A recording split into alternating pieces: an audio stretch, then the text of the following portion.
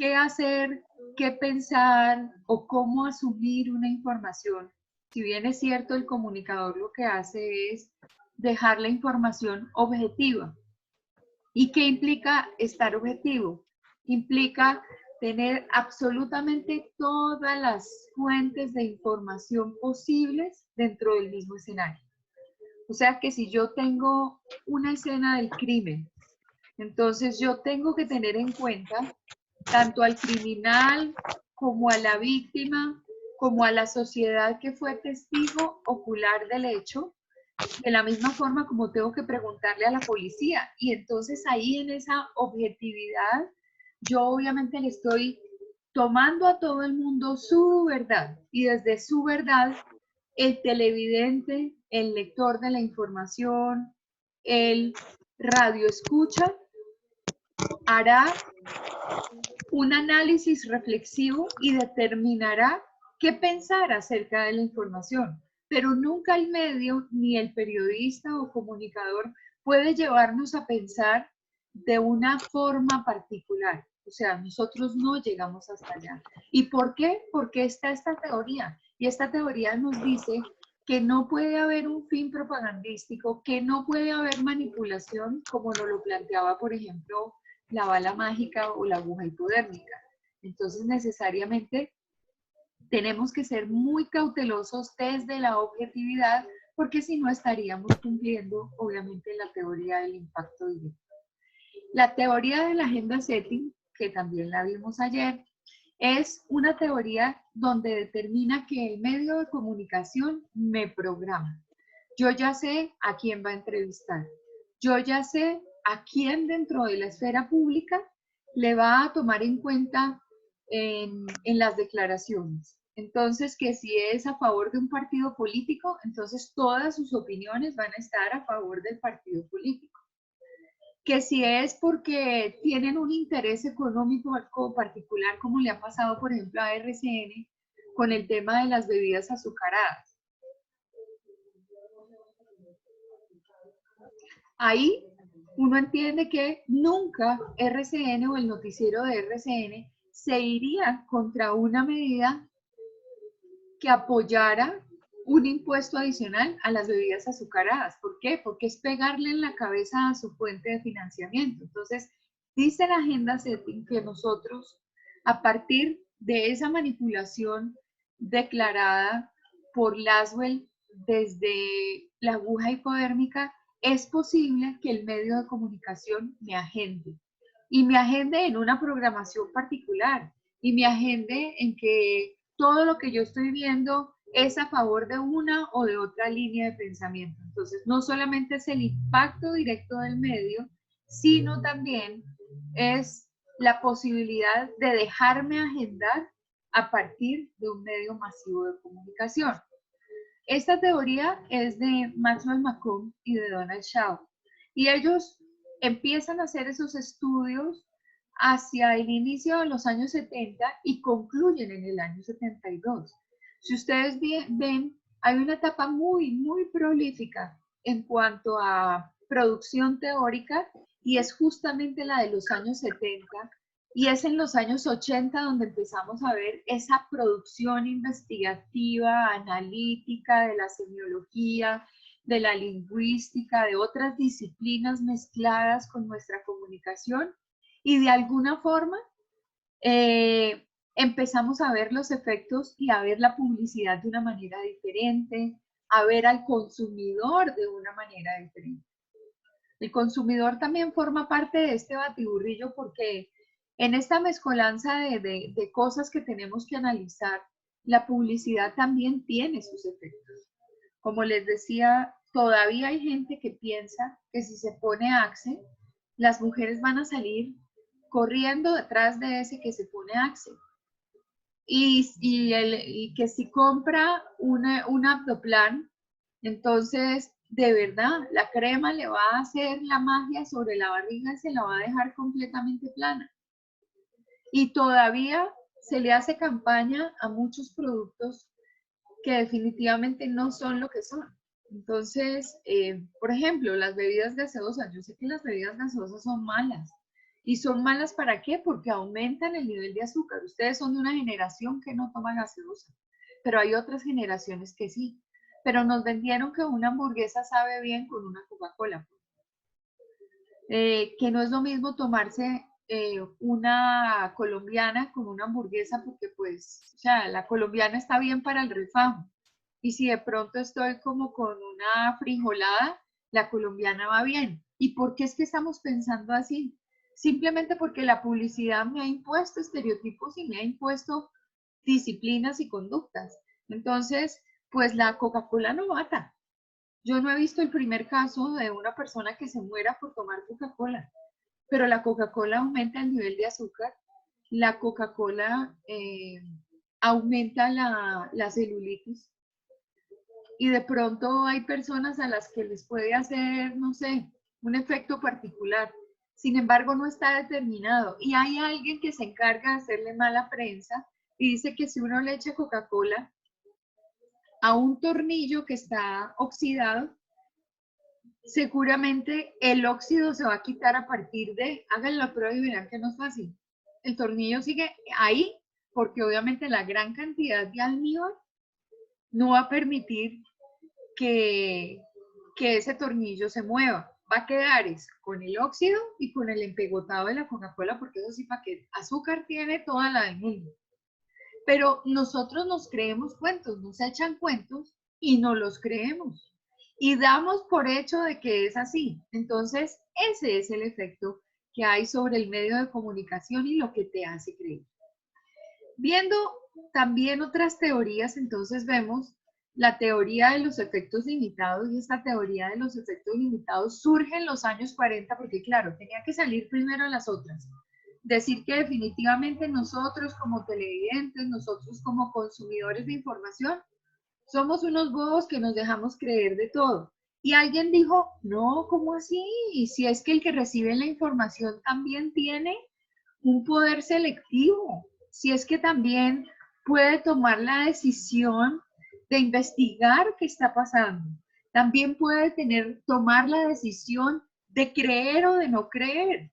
Entonces nos volvemos críticos frente a un proceso y eso se lo debemos justamente a Laswell. Ustedes saben que Laswell había estudiado el impacto de aguja hipodérmica, había estudiado el impacto de las W a partir, digamos, de esas 5 preguntas donde todo el proceso de comunicación se da desde el qué, el quién, el cómo, el cuándo, el dónde, y que cada uno juega un papel importante dentro de ese proceso de información. Y entonces se había hablado de limitar la propaganda, se había hablado de poder, se había hablado de efectos sobre la sociedad.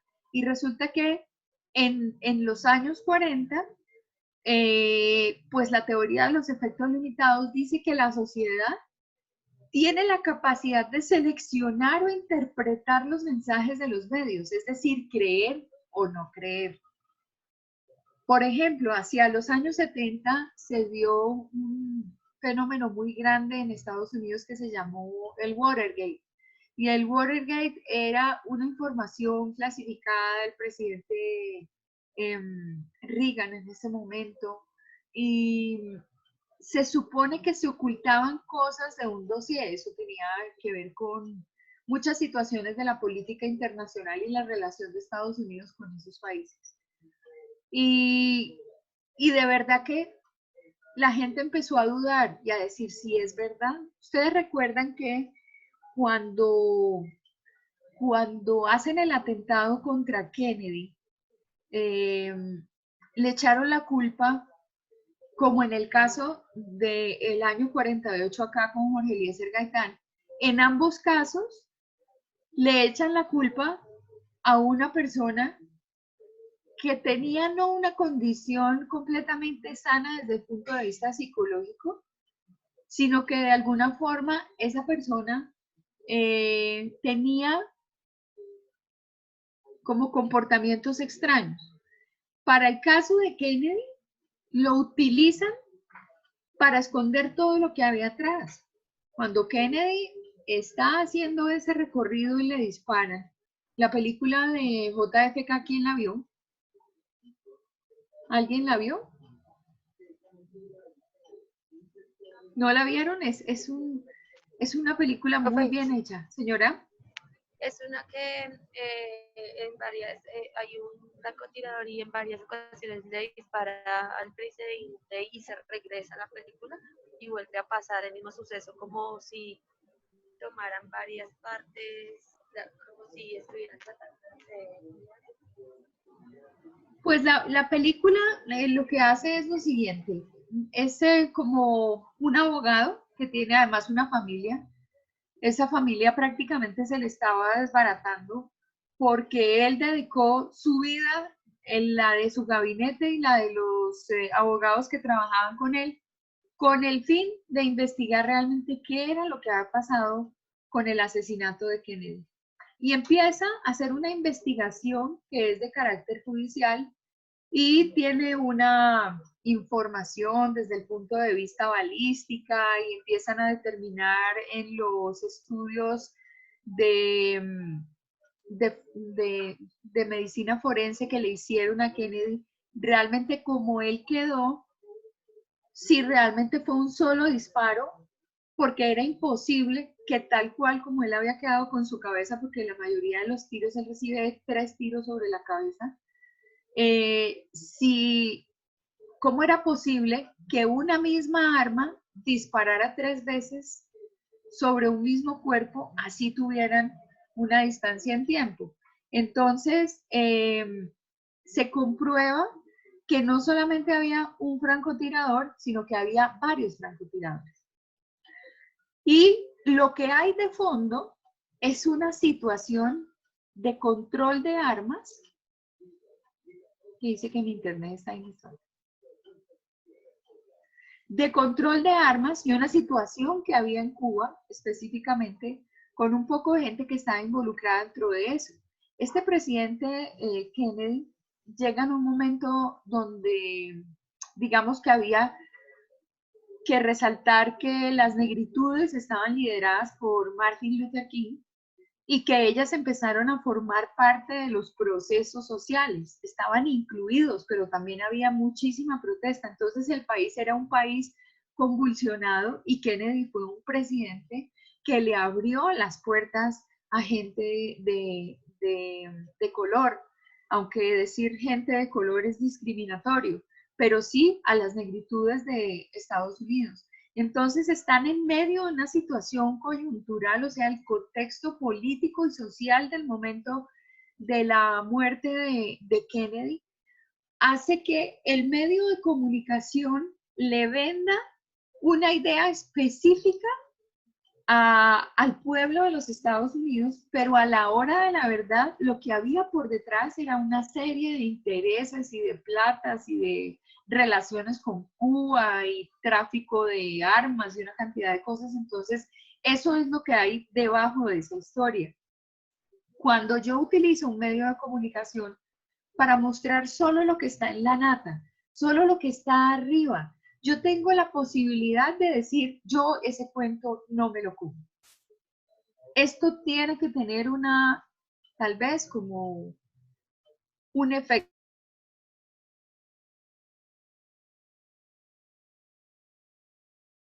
Profe, el micrófono está apagado. Ya, es que entra y, no, es que cada vez que se sale, imagínate, me desconfigura todo.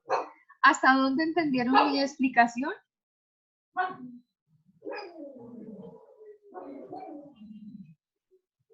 ¿Aló?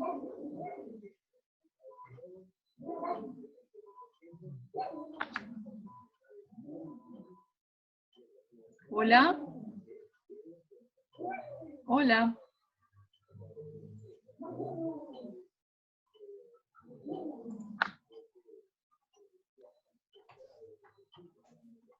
Pues, profe, es que no se entendió como desde la teoría de...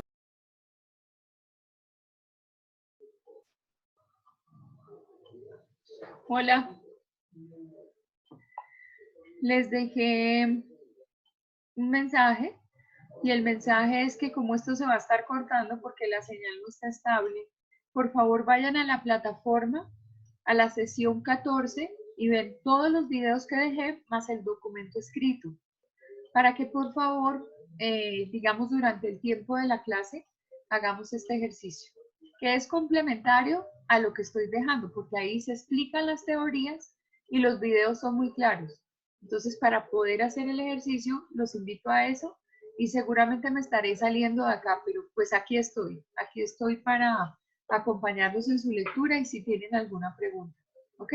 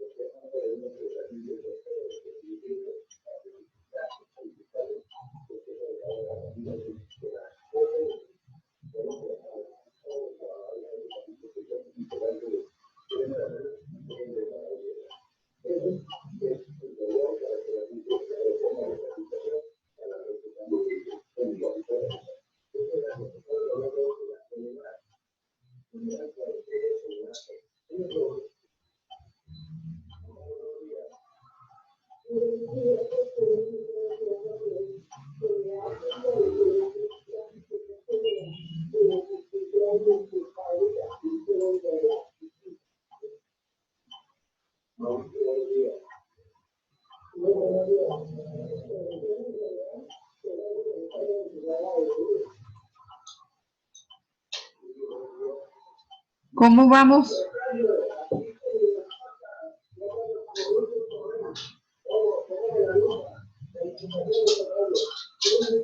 ¿Cómo vamos?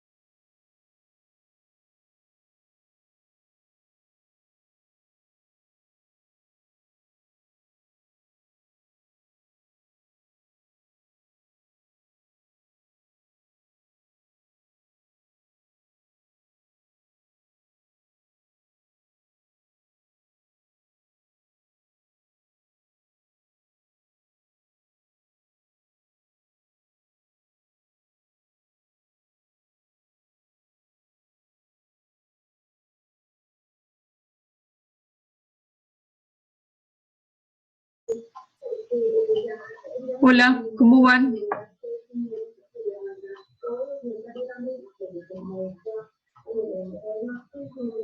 Yo estoy viendo el último video que enviaste al WhatsApp. Ah, ok, perfecto. Les mandé el último de la teoría funcionalista por WhatsApp.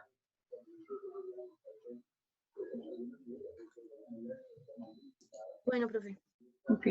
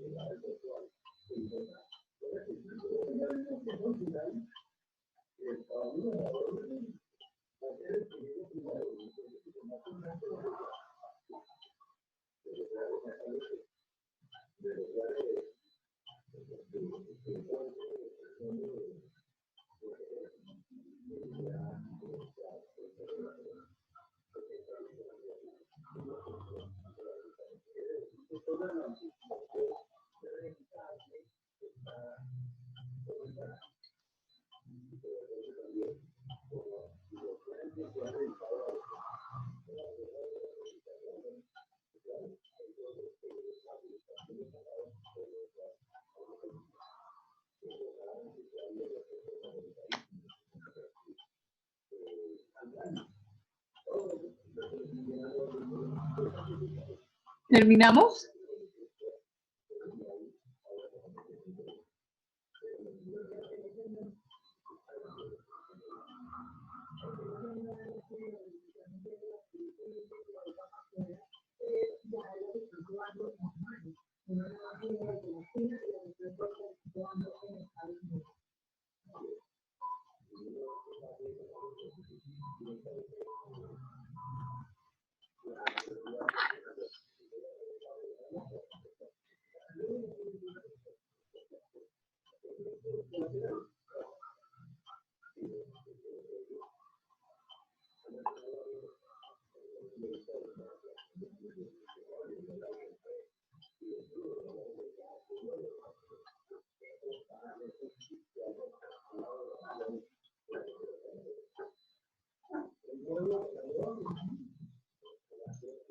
Hola, ¿quién terminó ya?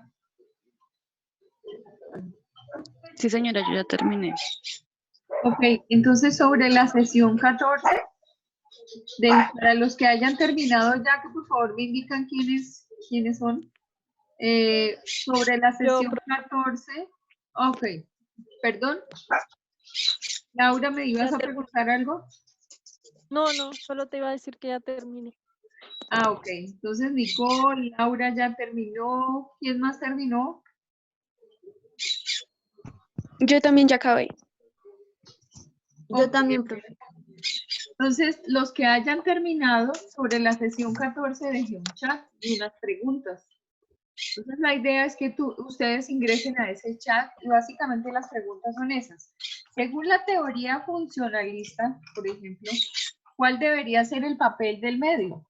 Nosotros sabemos que teóricamente el papel del medio debería ser informar, educar y entretener, pero realmente esto es lo que está pasando. Entonces la pregunta concreta es, ¿cuál debería ser el papel del medio? La primera. La segunda, ¿cuál es el que verdaderamente cumple? En su mayoría creo yo que entretener, porque ni educar ni informar. A veces el medio no informa dentro de planos de objetividad. Entonces, pues está esa pregunta, pero según lo que hemos visto a partir de la teoría funcionalista, ¿cuál es el papel del individuo frente a esa teoría? O sea, esa teoría marca que el individuo debe hacer determinadas cosas. Entonces, esa es una pregunta, digamos, para hacer los comentarios. ¿Cuál sería el papel del Estado?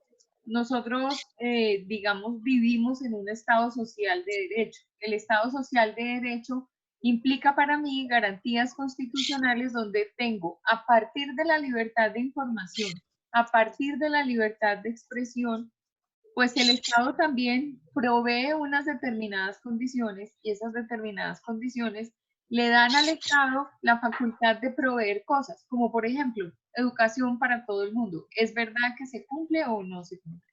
Garantías a nivel de información, pero entonces según la teoría, ¿qué era lo que debería hacer el Estado? Porque el Estado debería proporcionar una condición de equilibrio en la vida de las personas que están formando parte de este conglomerado llamado Colombia. Y la otra es realmente cuál es el modelo o cuál es el impacto que causan los medios de comunicación sobre los individuos. Entonces, nosotros tenemos distintos estímulos, estímulos a partir de la publicidad, a partir de la información, a partir de los estereotipos, a partir de las normas. O sea, que ustedes dejen todos sus comentarios sobre ese chat. El chat está abierto sobre la sesión 14. Como quien dice, tienen de aquí hasta la sesión 14 para escribir sobre esas preguntas que se dejaron ahí, que son 1, 2, 3, 4 preguntas básicas, ¿ok? A eso jugamos, entonces la idea es que pueden empezar ya, a partir de la teoría funcionalista. De los Profe, ¿eso está en la plataforma? Sí, señora, en la El plataforma de chat. la sesión 14, sí, el chat de la sesión 14. Profe, ¿y eso lo tenemos que responder ahí en la plataforma o En la en el plataforma, cuaderno y lo enviamos? no, en la plataforma empiezas a entrar y a hacer comentarios. Entonces yo opino frente a la pregunta número 1, esta es mi forma de pensar frente a esto. Entonces dejan Ok. ahí cada una o cada uno lo que piense. Obviamente tienen una información y son algunas teorías importantes, tienen la teoría funcionalista y ya tienen como determinados elementos para empezar a hacer esa tarea, entonces pueden empezar a hacerla ahora, por eso les rinde el tiempo. Igual tienen tiempo de terminarla hasta el día que nos corresponde a la sesión 14. Hoy estamos en la sesión número 11, lo que quiere decir que debería ser hacia el viernes, ¿no? ¿Ok? Pueden empezar ya.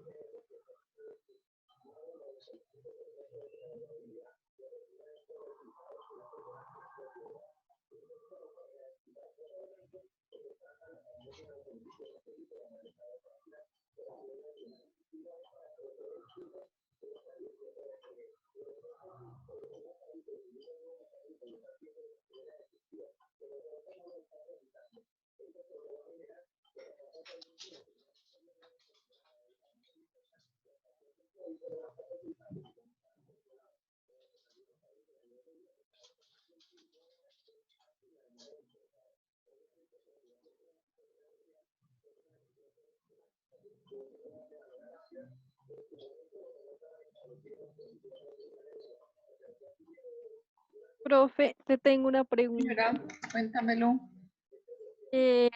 La pregunta número 3, que no Sí. la vamos a entender. ¿Cuál es el papel del individuo hablando? ¿Cuál es el papel hablando del individuo? Pues a ver, en esta teoría específicamente, por ejemplo, te dice que eh, el individuo entra dentro de unas dinámicas en medio de todo impuestas. Por un lado, por lo que puede ser como la convención, o sea, el acuerdo entre todos, ¿cierto? Pero por el otro lado Sí. recibe una serie de estímulos y esos estímulos tienen que ver específicamente con los medios de comunicación. Entonces, por ejemplo, el individuo lo que tiene que hacer es satisfacer necesidades básicas desde un principio. Entonces, necesidades básicas que están desde el punto de vista del trabajo, desde el punto de vista de su organización como familia, de cumplir un papel, digamos, de acuerdo al género que tiene, si es, por ejemplo, un hombre, según la cultura, ser pilar de la sociedad, ayudar a la mujer a criar los hijos. La mujer también, por ejemplo, hoy en día trabaja, estudia, ayuda a criar los hijos, crean un modelo de familia, por ejemplo, ¿sí? Buscan dentro de todo eso formar núcleos donde se desarrollan, por ejemplo, los objetivos del Estado. El Estado tiene que garantizar que haya medios de comunicación, que haya educación, el Estado tiene que garantizar que haya un ordenamiento social, o sea, una normativa a partir de lo que determina como orden social. Entonces nosotros tenemos códigos, tenemos instituciones, tenemos unos reglamentos que cumplir, tenemos otra gente que la hace cumplir. Dentro de ese parámetro, el individuo que hace en la teoría funcionalista, pues obedecer. Entonces no transgrede la norma, hace lo que tiene que hacer. Si la alcaldía le dice tiene que estar confinado, pues se confina. Si la alcaldía le dice tiene que hay un pico de género, entonces solo las mujeres salen en días pares, entonces las mujeres salen en días pares, pero no contravienen la norma, que de pronto la sociedad que incluye una nueva comunidad que se llama LGTBI, entonces tiene que hacer apertura, no matonear, hacer una cantidad de cosas. Entonces, cuando tú Sí. dices cuál es el papel del individuo, en medio de todo se sujeta a obedecer dentro de un esquema, o sea, tú sales de un esquema y el esquema es, empiezas a crecer, te dan una información básica, luego te preparas en el colegio, luego aspiras a entrar a la universidad, tener una disciplina profesional, luego de esa disciplina profesional, entonces te ves obligada a trabajar, a producir, a entrar dentro de esquemas y todo es estereotipado, pero claro, esa es la forma de vivir. Al mismo tiempo, tú enciendes el televisor, por el televisor te informas, enciendes los medios de comunicación, por la radio te informas, abres tu periódico, por el periódico te informas, por las redes sociales te informas, te haces a un criterio, te dejas vender la publicidad te hace comprar cosas, ¿sí? Entonces, ahí estamos hablando de cuál es el papel del individuo. Entonces, pues Sí, realmente si sí. yo tuviera que contestar, obedecer.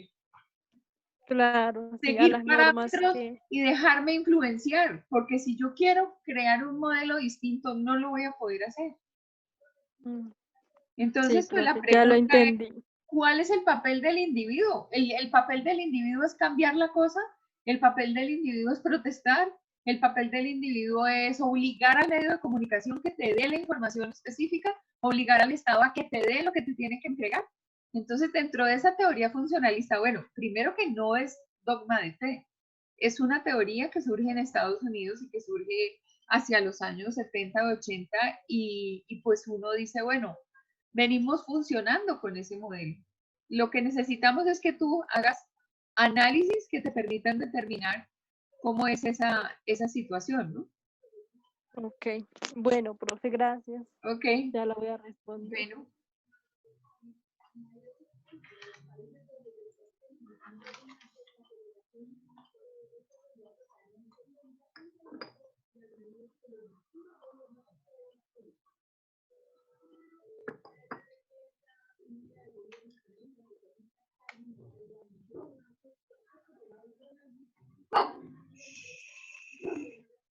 ¿Qué pasó, mi amor?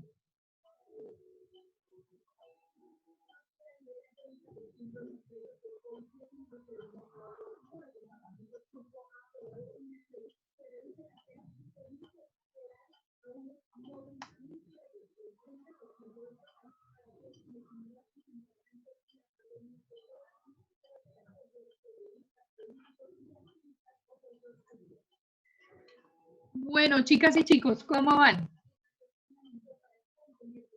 Esa tercera pregunta está difícil. ¿Tú escuchaste lo que le dije a Laura? Sí, sí, señora, ya estoy ahí tomando una inspiración.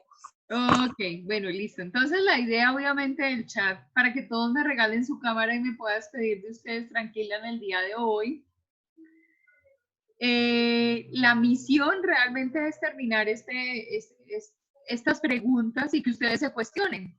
La teoría funcionalista es una teoría como para de verdad cuestionarse cuál es el papel de cada quien, el papel del Estado. El Estado debe garantizar constitucionalmente una información, debe garantizar que yo tenga acceso a la libre expresión.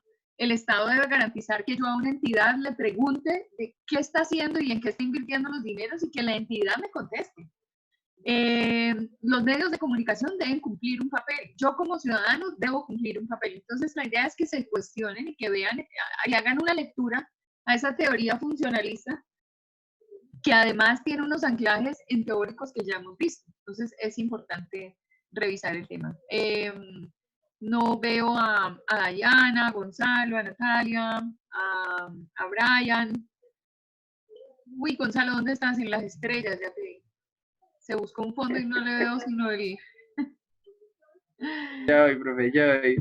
Bueno, entonces para que por favor me den Laura, Piayu, Brian,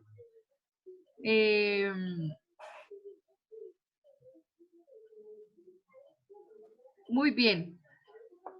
Entonces todos entendimos la dinámica de la temática de hoy.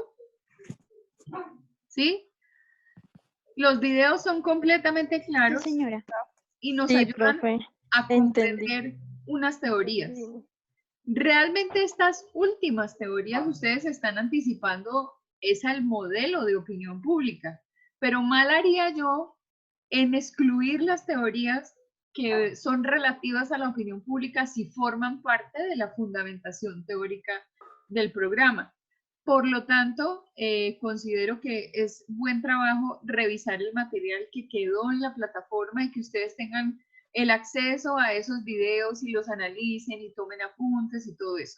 Obviamente el chat que dejé abierto en la sesión 14, que lo empezaron a hacer ya, es como cuestionarse un poquito. ¿Qué deben hacer en ese chat? Dejar sus opiniones frente a las preguntas establecidas.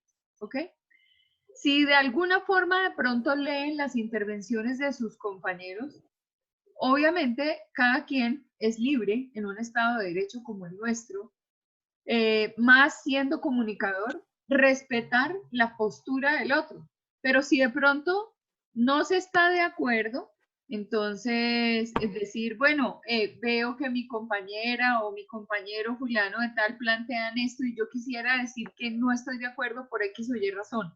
Entonces, dentro de ese chat vamos a tener una cantidad de opiniones y la idea es enriquecer nuestro conocimiento a partir de los comentarios de todos. ¿Entendida la misión? Sí, profe. Bueno, muchísimas gracias por haber entendido aquí mi problema de internet que finalmente se estabilizó, pero ya veníamos trabajando con una dinámica.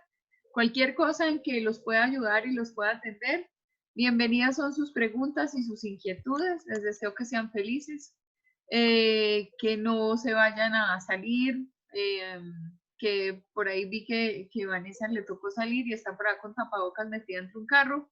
Entonces, bueno, vamos a ver qué puede pasar. Recuerden que en este momento estamos en el pico de contagio. No den papaya, si no tienen que salir, no salgan ni a dar la vuelta. No salgan, no se expongan y si se van a salir, tengan presente el alcohol cuando regresen para que no contagien con lo que traen de la calle. Los guantes como medida de precaución, el tapabocas y cuídense lo más que se pueda. Por favor, un beso y un abrazo. Dios los bendiga hoy, siempre, y nos vemos mañana con el favor de Él. Bueno, Chao, profe. Chao, profe, gracias. gracias, chao. Chao. Chao, profe.